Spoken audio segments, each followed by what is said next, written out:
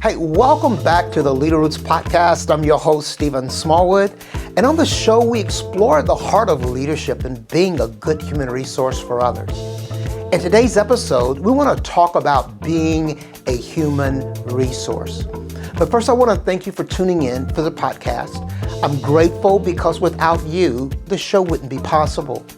But I also want to encourage all my listeners out there to get some people in your life who can help you grow. Anyone who's doing anything worthwhile has a mentor, a coach, or someone in their life to help them grow. So why shouldn't you? You know, leadership is more than being a boss, holding people accountable, or having a title. It's also about supporting the people you lead. And that requires leaders to be a resource of information, inspiration, motivation, and a true display of empathy. So let's share some thoughts on what kind of leader that may look like. You know, I used to make the statement that as leaders, we should be better than, not better than everyone else, but better for everyone else. And what I mean is, when you leave the presence of your team or any individual interaction, the people you leave should be better off in some kind of way than before they came. And if they are not better, then you should leave better because of something you learned from them. And since we can only help others to the extent that we are, becoming a student of life will not only help you, it will also make you a better resource for others. So let's talk about being a human resource. The word for me that comes to mind is empathy, the ability to understand and share the feelings of others.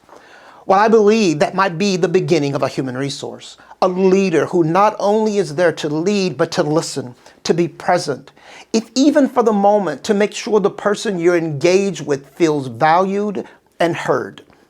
For some leaders, that could often mean getting out of your own way to make room for the person in front of you.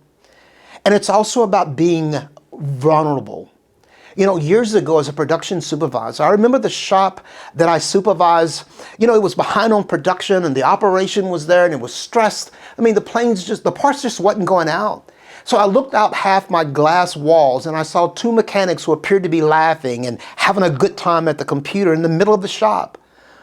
Being pressured to get out production, I went out on the floor to give them a piece of my mind, and I began sternly questioning them on why they were at the computer not working. They informed me that they were looking up some hard-to-find parts and was having difficulty finding them. I looked at the computer, and that's exactly what they were doing.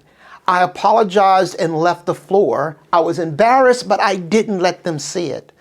The next morning, though, in a safety meeting with everyone in the shop in attendance, I apologized to the two mechanics again and told them how embarrassed I was for approaching them the way that I did. And I also told them that I would work to be better. I apologized publicly for two reasons. One, because I should have handled the situation differently. And two, because my behavior that day had the intention of the whole shop. And like any work environment, when a leader goes awry, it's difficult for people to talk about anything else. I needed the team to focus on work, not on me.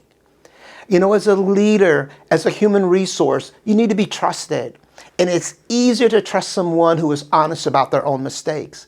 Being vulnerable opens you up to receive what's on the mind of others. If the people you lead can't come to you and talk about their mistakes, your credibility as a leader is going to be lost. And this one last thing is a big one for me. Never let anyone cause you to be who you're not. Leading as a human resource can be challenging because people are challenging. Often we must support people who come from different backgrounds where they're still healing or dealing with past trauma. Many people we lead are functioning from a dysfunctional past and doing their best to walk or make decisions without a limp. It can be challenging when their behavior begins to affect the rest of the team. And while the behavior must be addressed, it's usually not what you do, but how you do it that really matters.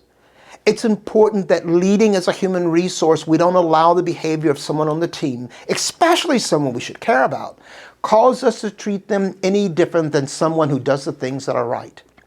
I understand that can be a challenge for most leaders, but necessary. Genuinely caring about someone, regardless of their behavior, is a sign of strength. And that's what a human resource is. That's what it provides, strength when weakness shows up. Leading as a human resource is really about making yourself available, being human in the interaction with others. And instead of always leading in front of your team, doing your best to lead alongside of them. Hey y'all, that's it for now. But don't forget to click and subscribe. But even more than that, if you know someone that can benefit from today's show, please get it in their hands and share it with them. To follow me and future topics of other leaders, log on to leadershiponemedia.com. That's leadershiponemedia.com. And we'll see you in the next episode.